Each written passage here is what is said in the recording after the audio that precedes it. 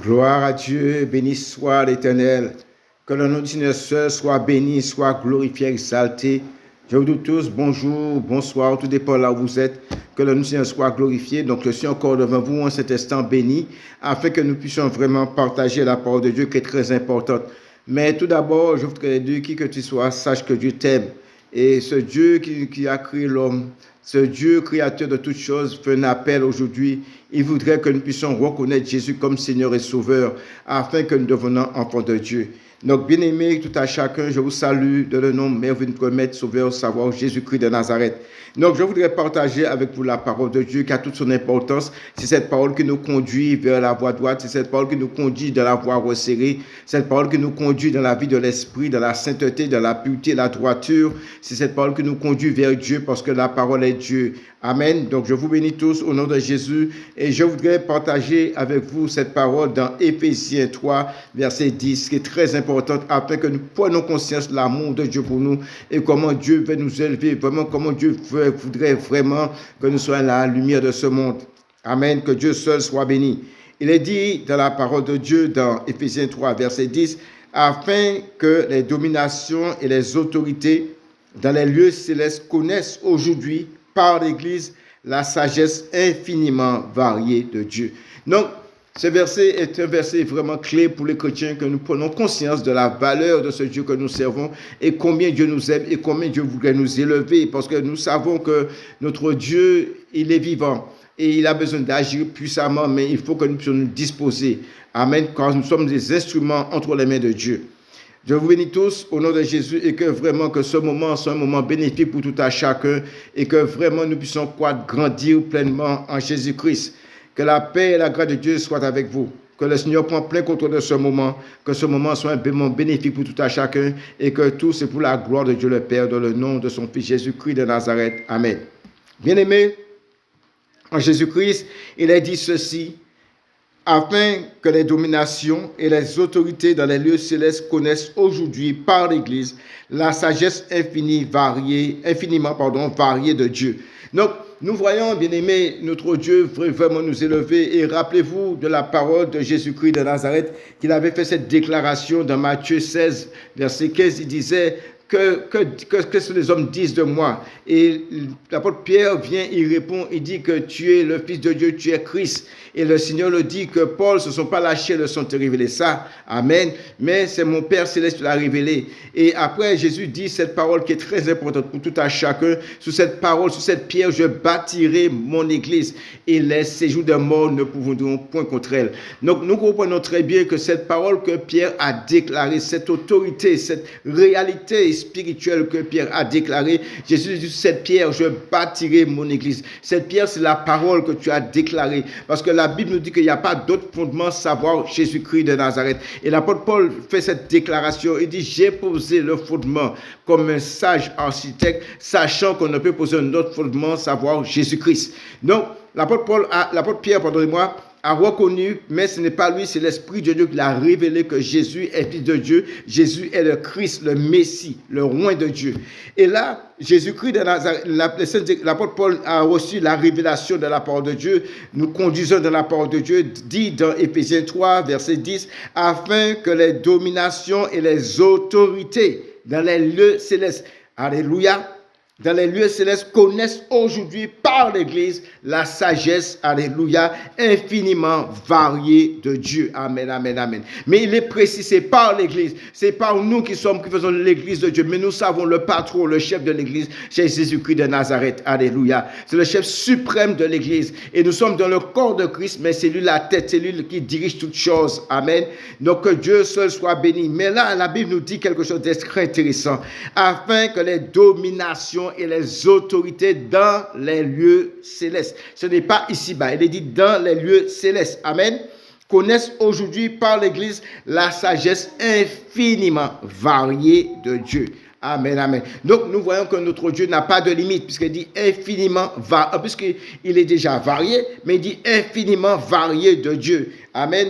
Et là, nous allons découvrir la grandeur de Dieu et sa sagesse au-dessus de tout raisonnement, de toute pensée. Cela se trouve dans 1 Corinthiens 1, verset 22. Prenons la parole de Dieu, 1 Corinthiens 1, verset 22. Alléluia. Que le nom Seigneur soit béni à cet instant glorieux. Nous avons besoin de notre Dieu et nous avons besoin d'entrer, de vivre la parole. La Bible me dit, bien-aimé, à tout à chacun, dans 1 Corinthiens 1, verset 22, les Juifs demandèrent des miracles et les Grecs cherchent la sagesse. Cherchent la sagesse. Nous prêchons Christ crucifié, est scandale pour les Juifs et folie pour les païens. Mais puissance de Dieu et sagesse de Dieu pour ceux qui sont appelés tant que Juifs que Grecs. Amen. Car la folie de Dieu est plus sage que les hommes. Et la faiblesse de Dieu, alléluia, est plus fort, amen, amen, que les hommes. Considérez, frères, que parmi vous qui avez été appelés, il n'y a ni beaucoup de sages selon la chair, ni beaucoup de puissance, ni beaucoup de nobles. Mais Dieu a choisi, alléluia, les choses folles du monde pour confondre les sages. Dieu a choisi les choses faibles du monde pour confondre les forts. Et Dieu a choisi les choses viles du monde, alléluia, et celles qui sont méprisées, celles qui ne sont point, pour réduire à néant celles qui y sont. Amen, amen, amen. Donc, nous découvrons une sagesse qui n'est pas de ce siècle. Nous découvrons une sagesse qui n'est pas de ce monde.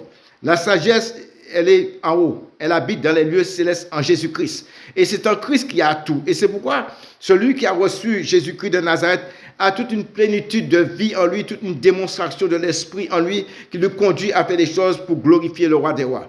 Et c'est pourquoi nous sommes appelés aujourd'hui à réaliser que nous ne sommes pas n'importe qui, puisque la Bible nous fait une déclaration, nous sommes déjà dans les lieux célestes en Jésus-Christ. Alléluia.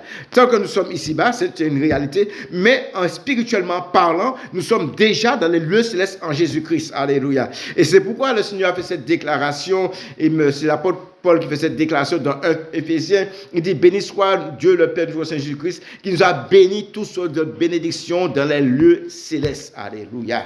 Oh, sois glorifié, Père, sois élevé. Donc, nous voyons que cette sagesse n'a rien à voir avec ce monde. Et là, pour ne pas avoir de problème avec notre Dieu, il est dit dans le verset 29, « Afin que nulle chair ne se glorifie devant Dieu. » Amen, amen, amen, amen, amen.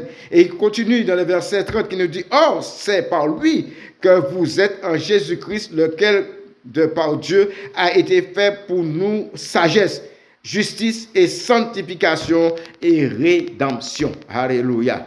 Gloire à Dieu. Alléluia. Que Dieu soit béni, que Dieu soit glorifié. Je veux reprendre le verset 30 avec vous. « Or, c'est par lui que vous êtes en Jésus-Christ. C'est par Dieu que vous êtes en Jésus-Christ. Lequel, de par Dieu, a été fait pour nous sagesse. » On parle de la personne de Jésus. Alléluia. Justice et sanctification et rédemption. Notre Dieu, bien-aimé, nous aime.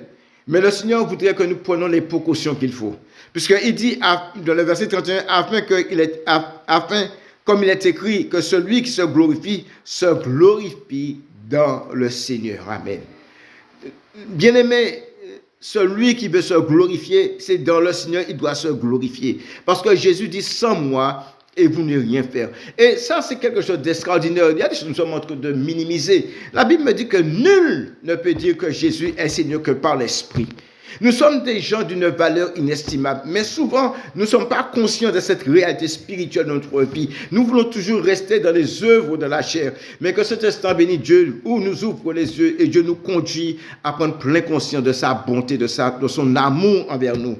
Bien-aimés, nous allons continuer dans 2 Corinthiens, de 1 Corinthiens 2, à partir du verset 6, nous allons voir comment ce que Dieu attend de nous et comment Dieu veut nous propulser vers l'avant afin que nous puissions manifester sa gloire, afin que nous puissions vivre réellement cette parole qui a été dite par le Seigneur Jésus-Christ de Nazareth. Vous êtes la lumière du monde, vous êtes le sel de la terre. Alléluia. Regardez ce que la Bible nous dit dans 1 Corinthiens 2, à partir du verset 6, il dit « Cependant, c'est une sagesse que nous prêchons parmi les parfaits. Sagesse qui n'est pas de ce siècle, ni des chefs de ce siècle, qui vont être anéantis. » Alléluia.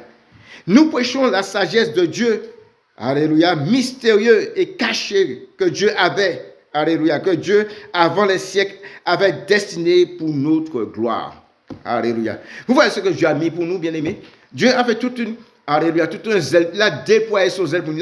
Il a mis des choses glorieuses là pour nous. Et nous passons à côté de toute cette bénédiction parce que nous voulons rester toujours dans les choses charnelles, dans les petits cancans, de toutes les choses qui n'ont aucune importance. Et là, nous avons des choses d'une valeur inestimable. Alléluia. La Bible dit dans 1 Corinthiens 2, verset 7, nous prêchons la sagesse de Dieu mystérieuse et cachée que Dieu avait avant les siècles, avait destinée pour notre gloire. Alléluia. Nous continuons, bien-aimés, verset 8. Sagesse qu'aucun des chefs de ce siècle n'a connue. S'il avait eu connu, il n'aurait pas crucifié le Seigneur. Mais il est écrit, ce sont des choses que l'œil n'a point vues, que l'oreille n'a point entendues et qui n'est point monté au cœur de l'homme. Les choses que Dieu a préparées pour ceux qui l'aiment. Alléluia. Oh, sois béni, Wadewa. Oh, sois loué. Il est dit, mais, comme il est écrit, ce sont des choses que l'œil n'a point vues, que l'oreille n'a point entendues et qui ne sont point montées au cœur de l'homme. Des choses que Dieu a préparées pour ceux qui l'aiment. Amen. Ceux qui ont reconnu Jésus comme Seigneur et Sauveur. Ceux qui ont voulu accepter Jésus. Ceux qui ont cru en son nom merveilleux. Celui qui est Seigneur, Sauveur et Rédempteur, médiateur de la nouvelle alliance. Le grand sacrificateur selon l'ordre de Melchisédek. Amen. Et il est dit dans le verset 10, Dieu nous est là. Amen, amen. Dieu nous les a révélés par l'Esprit. Amen, amen, amen. Car l'Esprit sont tout de même les profondeurs de Dieu. Nous reconnaissons, bien-aimés, ce Dieu que nous servons, c'est un Dieu extraordinaire. C'est un Dieu qui voudrait vraiment montrer la différence entre celui qui le sert et celui qui ne le sert pas. Dieu a mis de grandes choses pour nous. Le temps est arrivé que nous devons aller chercher ces choses dans la prière, dans le jeûne, dans la consécration, dans la louange, l'adoration, la reconnaissance. Nous avons besoin de reconnaître que nous servons un Dieu tout-puissant. Nous servons le commencement et la fin, celui qui a créé toutes choses, celui qui fait tout comme lui semble bon, il est souverain. Amen. La Bible nous dit, bien-aimés, c'est tout près dans Éphésiens 2, 19. Regarde ce que la Bible nous dit. Bien-aimés, le temps est arrivé pour retourner vraiment à la parole de Dieu. Amen. C'est très, très, très important. Le temps est arrivé pour retourner à la parole de Dieu. Il est dit dans Éphésiens 2, verset 19. Écoutez ce que dit la parole de Dieu. Ainsi donc, frères, vous n'êtes plus des étrangers, ni des gens du dehors, mais vous êtes concitoyens des saints, gens de la maison de Dieu. Amen, amen, amen, amen. Gloire à Dieu. Gens de la maison de Dieu. Vous avez été édifiés sur le fondement des apôtres et des prophètes. Jésus-Christ lui-même étant la pierre angulaire. Jésus-Christ est la pierre angulaire. Parce que la Bible dit que ceux qui bâtissaient, la pierre rejetée par ceux qui bâtissaient est devenue la principale de l'angle. Amen. Donc, Jésus-Christ de Nazareth, c'est le Seigneur des Juifs et c'est le Seigneur des païens. C'est le Seigneur des Grecs. Amen. Gloire à Dieu. Il a dit, Jésus-Christ lui-même étant la pierre angulaire, en lui, tout édifice. Aïe, aïe, aïe. Il a dit, en lui, tout édifice, bien coordonné, s'élève pour être un temple saint dans le Seigneur. Amen, amen. Nous avons besoin de bâtir en Christ. Alléluia. Il dit, en lui, tout édifice bien coordonné, bien fait, bien attaché, bien lié, bien scellé. Alléluia. S'élève pour être un temple saint dans le Seigneur. Amen, amen, amen. En lui, vous êtes aussi édifiés pour être une habitation de Dieu en esprit. Alléluia. Oh Dieu des cieux, sois béni. Le Seigneur veut vraiment nous encourager. Le Seigneur veut vraiment nous utiliser à une dimension telle que nous avons du mal à saisir, puisqu'il est dit afin que les dominations et les autorités dans les lieux célestes connaissent aujourd'hui par l'Église, à travers de l'Église, les hommes que Dieu a choisis, les hommes que Dieu a oints, les hommes que Dieu a mis son esprit en lui. Alléluia. Oh Dieu, sois béni. C'est nous que Dieu a choisi pour que les dominations, les autorités puissent voir la grandeur de la sagesse de Dieu, infiniment variée. Nous sommes des instruments entre les mains de Dieu. Dieu a besoin d'instruments. Dieu a besoin que nous puissions entrer dans sa parole, comme a dit Jésus, que celui qui veut me suivre renonce à lui-même et qui se charge de sa croix. Alléluia. Nous avons besoin d'anéantir ce moi. Nous avons besoin de fouler aux pieds ce moi. Alléluia. Notre propre personne pour aller vers Jésus. Alléluia. Oh, Dieu soit béni. Parce que nous n'avons pas les moyens, parce que nous n'avons pas les capacités, parce que nous n'avons rien. Mais nous venons devant lui avec notre cœur, la sincérité, la fidélité. Il fait de nous de grands hommes. Alléluia. Pour la gloire de son Saint-Nom. Il se glorifie à travers nos œuvres. Il se glorifie. Il veut s'élever, il veut se manifester. Alléluia. Nous avons besoin, bien-aimés, de retourner à la parole de Dieu et de réaliser la bonté de Dieu, la miséricorde de Dieu. Alléluia. Oh, sois béni, Wadewa. Et c'est pourquoi il est dit, je n'ai pas ce verset, mais je sais qu'il est dit, je crois, dans Hébreu. Alléluia. Cette sagesse surpasse toute intelligence. Alléluia. Il est dit dans Hébreu. Amen, amen, amen. Que le Seigneur soit béni, que le Seigneur soit glorifié. Alléluia. Béni soit l'Éternel. Hébreu 9, me semble. Hébreu 9. Alléluia. Gloire à Dieu. Merci, Seigneur. Amen, amen, amen. Il est dit, afin que je...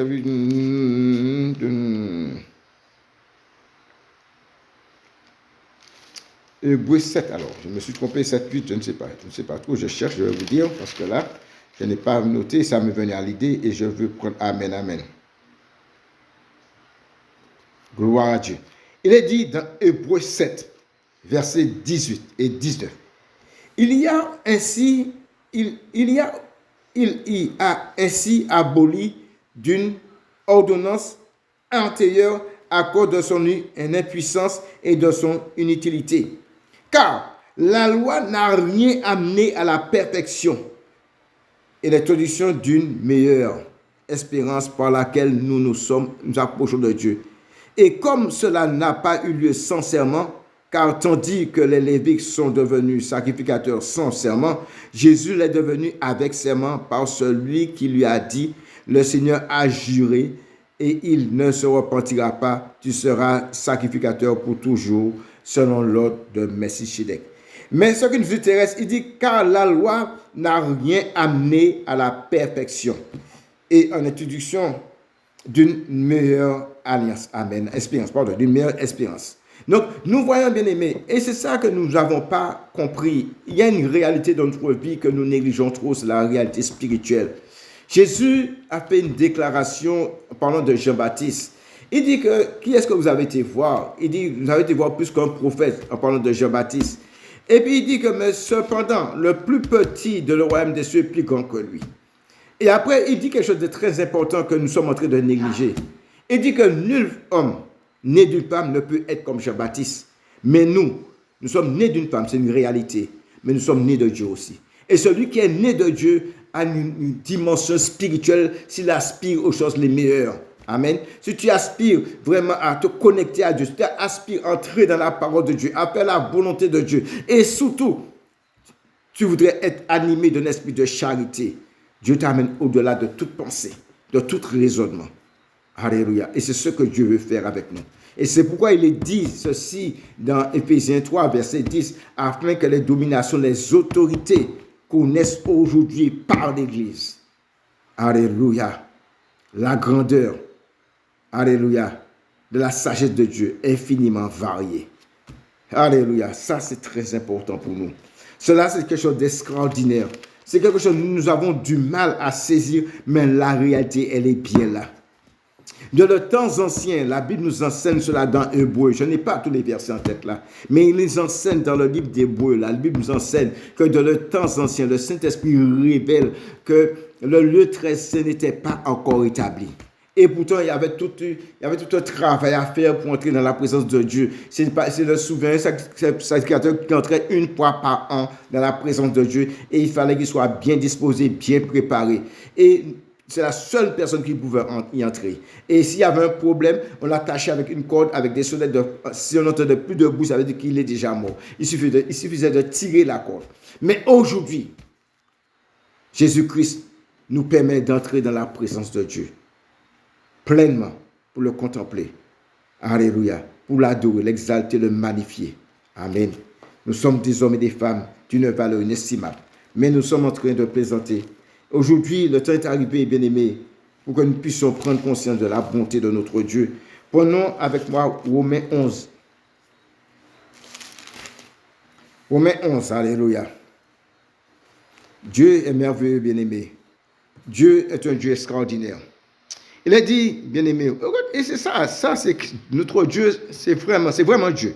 Nous avons du mal à bien saisir les choses de Dieu, mais Dieu est au-dessus vraiment de toutes choses et Dieu nous aime et Dieu voudrait que nous vraiment ouvrir notre intelligence. Dieu voudrait nous donner la connaissance du salut, pas la connaissance qui offre de l'orgueil, mais la connaissance qui nous amène au salut. Il est dit dans Romains 11, verset 28, en ce qui concerne l'évangile, en parlant du peuple de Dieu, ils sont ennemis à cause de vous. Mais en ce qui concerne l'élection, ils sont aimés à cause de leur Père. Amen, amen, amen. Et là, l'apôtre Paul reçoit des révélations qui nous donnent afin que nous prenions conscience. Car Dieu, amen, écoutez bien, bien-aimés, car Dieu ne se repent pas de ses dons ni de son appel. De même que vous avez autrefois désobéi à Dieu et que par leur désobéissance, vous avez maintenant obtenu miséricorde. De même, ils ont maintenant désobéi afin que par la miséricorde qui a été faite, ils obtiennent aussi miséricorde. Et l'apôtre Paul continue. Car Dieu a renfermé tout homme, alléluia, dans la désobéissance pour faire miséricorde à tous, juifs, grecs, païens, tout ce que vous voulez. Oh, verset 33.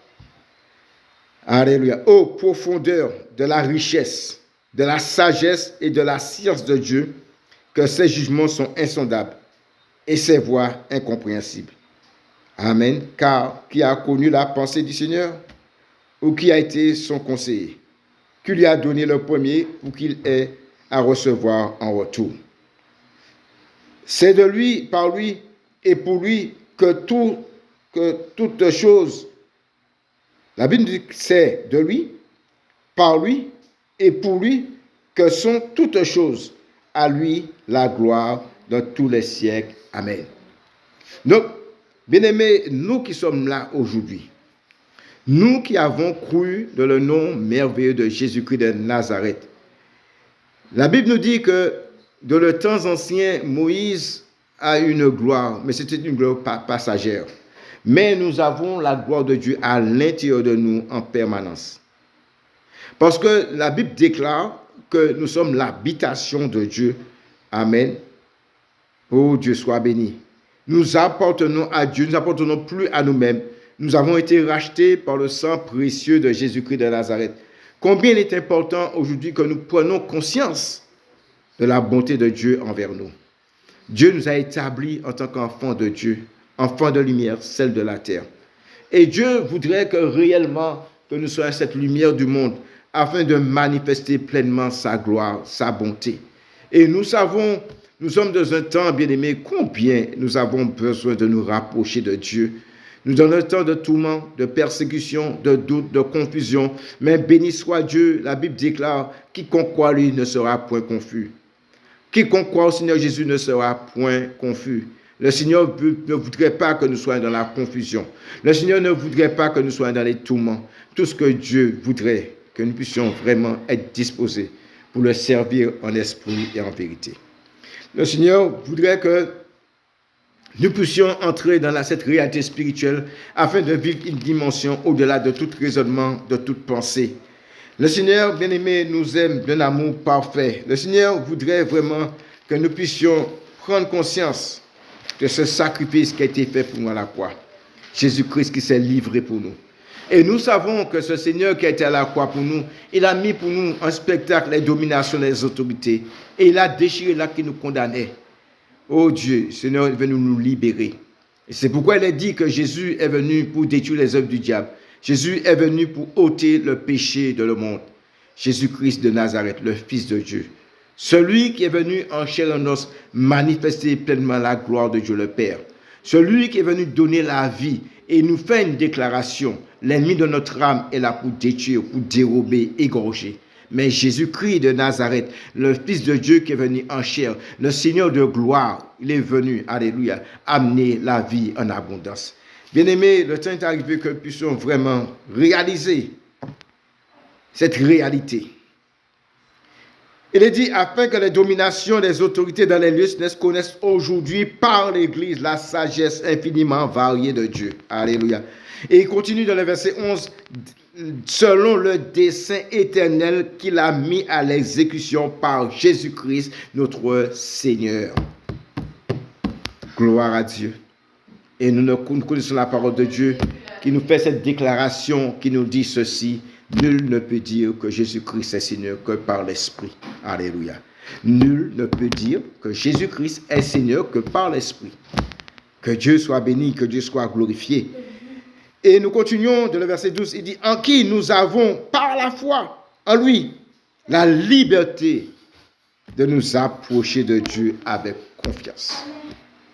Ce Seigneur de gloire, Jésus-Christ de Nazareth, celui qui est assis à la droite de Dieu intercède en notre faveur. Celui assis à la droite de Dieu nous couvre de son sang, nous protège et il dit à son Père, ne nous regarde pas leurs fautes, ils ne savent pas ce qu'ils font, aie pitié, pardonne-les. Et ça nous permet d'entrer dans la présence de Dieu couvert du sang de Christ, notre protecteur. Et c'est pourquoi il a dit qu'il était à la droite, il intercède en notre faveur. Jésus-Christ est là pour nous. Et il nous a fait une promesse, et cette parole, elle est certaine, puisqu'elle dit que je serai avec vous jusqu'à la fin du monde. Il est dit dans le verset 11, Éphésiens 3, Alléluia, gloire à Dieu, selon le dessein éternel qu'il a mis à l'exécution par Jésus-Christ pour notre Seigneur, par notre Seigneur. Alléluia, pardonnez-moi, selon le dessein éternel qu'il a mis à l'exécution par Jésus, notre Seigneur, en qui nous avons par la foi en lui la liberté de nous rapprocher de Dieu avec confiance. Ainsi, je vous demande de ne pas perdre courage, alléluia, à cause de mes tribulations pour vous, elles sont votre gloire. Amen. Donc, bien-aimés, nous avons une réalité dans notre vie.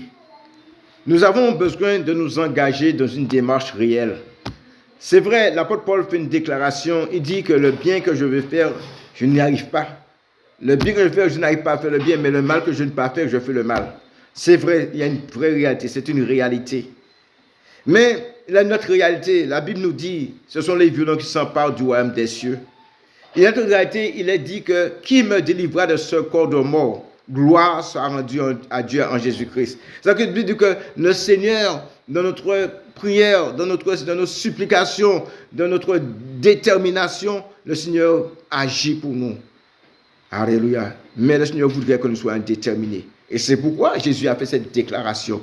Ce sont les violents qui s'emparent du royaume des cieux. Je voudrais te dire en cet instant béni de grâce que c'est vrai, Jean-Baptiste a travaillé puissamment pour Dieu. Mais sache que tu es plus que Jean-Baptiste. Parce que tu n'es pas d'une femme seulement, mais tu es né de Dieu.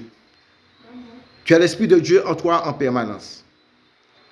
Tu as l'Esprit de Dieu en toi, puisque le Seigneur te dit que si tu vis par l'Esprit, marche aussi selon l'Esprit. Alléluia. Et c'est à ce moment-là, les dominations, les autorités vont voir la grandeur de la sagesse de Dieu infiniment variée. Parce que tu deviens un instrument entre les mains de Dieu. C'est Dieu qui te conduit, ce n'est plus toi. Ce n'est ni la chair ni le sang, ni tes raisonnements, ni tes conceptions, ni tes désirs personnels. Et c'est pourquoi le Seigneur fait un appel dans 2 Corinthiens. Il dit que l'homme extérieur soit détruit et que l'homme intérieur se renouvelle chaque jour. Parce que nous sommes l'habitation de Dieu en esprit. Dieu nous a donné son esprit. Alléluia. Et Dieu nous sanctifie corps, âme, esprit et pensée. La Bible dit que le sang de Christ, alléluia, ah Seigneur de gloire, sois béni. Lave notre conscience des œuvres mortes afin que nous servons le Dieu vivant. Bien-aimés en Jésus-Christ, je voudrais vraiment vous encourager et vous dire avec force et puissance, ce verset peut se manifester dans notre vie si nous avons le désir. Il est dit dans Éphésiens 3, verset 10, afin que les dominations et les autorités dans les lieux célestes connaissent aujourd'hui par l'Église la sagesse infiniment variée de Dieu. Cela est vrai, puisque nous savons, même les anges dans le ciel ont désiré de plonger leur regard dans ce salut. Cela se trouve dans 1 Pierre, je crois dans le verset 10. Et la Bible nous dit que les hommes qui ont prophétisé ce salut, qui ont déclaré que Christ allait venir, Emmanuel, Dieu est avec nous. Alléluia. Ils ont voulu de faire de ce salut leur investigation. Ils ont voulu faire des recherches, mais le Seigneur a dit non, cette grâce n'est pas pour vous, mais c'est pour nous qui sommes là aujourd'hui. Bien-aimés, la Bible déclare en toutes choses, nous sommes plus que vainqueurs, par rapport à Jésus-Christ de Nazareth. Et je voudrais que nous puissions réaliser la grâce de Dieu, la bonté de Dieu. Beaucoup de personnes pensent que la grâce de Dieu, c'est vivre dans le péché, de demander pardon à Dieu. Non, c'est pas ça. Non, c'est pas ça la grâce de Dieu. La grâce de Dieu, c'est Christ qui a accompli la loi pour nous. Et à cause de Christ, nous aussi, nous avons accompli parfaitement la loi. Et c'est pourquoi nous devons continuer notre marche de la sanctification, dans l'obéissance de la parole de Dieu, afin que nous soyons sanctifiés, purifiés, nettoyés, afin que nous puissions recevoir ce vêtement blanc. Que le nom du Seigneur soit béni, que le Seigneur soit glorifié, bien-aimés. Bien-aimés en Jésus-Christ, il est important que nous soyons conscients de cette réalité. Nous avons besoin, bien-aimés, vraiment de nous rapprocher de Dieu. Regardez ce qu'il est dit dans Éphésiens 2, verset... Nous allons prendre Éphésiens 2, verset 8, à partir du verset 8 à 10. Regardez ce qu'il est dit. Car c'est par la grâce que vous êtes sauvés par le moyen de la foi. Et cela ne vient pas de vous. C'est le don de Dieu, c'est un cadeau. Ce n'est point par les œuvres, afin que personne ne se glorifie. Alléluia. Mais attention, verset 10. Car nous sommes son ouvrage, ayant été créés où? En Jésus-Christ. Alléluia. Nous avons été créés en Christ. C'est pourquoi il dit que si quelqu'un est en Christ, il est une nouvelle créature. Les choses anciennes sont passées et voici toutes choses sont devenues nouvelles. Alléluia. Car nous sommes son ouvrage, ayant été créés en Jésus-Christ, pour de bonnes œuvres que Dieu a préparées d'avance. Alléluia. Afin que nous les pratiquions. Ce sont des œuvres, ce sont des choses que Dieu a préparées d'avance. Amen. Oh, faisons attention, bien-aimés. Alléluia. Il est dit, car nous sommes son ouvrage, ayant été créés en Jésus-Christ, pour de bonnes œuvres. Alléluia. Que Dieu, le patron des patrons, l'autorité suprême, le tout-puissant, alléluia, gloire à Dieu, que Dieu a préparé d'avance afin que nous les pratiquions. C'est-à-dire que si nous faisons quelque chose pour Dieu, il faut que nous soyons conduits par l'Esprit. Si nous n'avons pas l'Esprit de Dieu, nous ne pouvons pas travailler pour Dieu. Et c'est pourquoi Christ dit ça. Il est écrit dans la parole de Dieu, dans Romains 8, celui qui n'a pas l'Esprit de Christ n'y appartient pas. Gloire à Dieu. Combien nous avons besoin de détermination et entrer dans le plan parfait de Dieu. Bien-aimés, je vous bénis tous. Que vraiment, bien-aimés, que nous puissions avancer. Nous avons besoin vraiment d'avancer afin que ce Dieu puisse se manifester puissamment comme de le temps ancien. C'est sa volonté. Il veut se manifester. Il veut se glorifier. Mais nous devons nous disposer pour cela. Accepter d'être des instruments entre ses mains. Et surtout ne pas voler sa gloire. Surtout que Dieu soit béni. Je vous laisse ces paroles, bien-aimés. Que la paix et la grâce de Dieu soient avec vous. Soyez bénis. Que Dieu vous bénisse.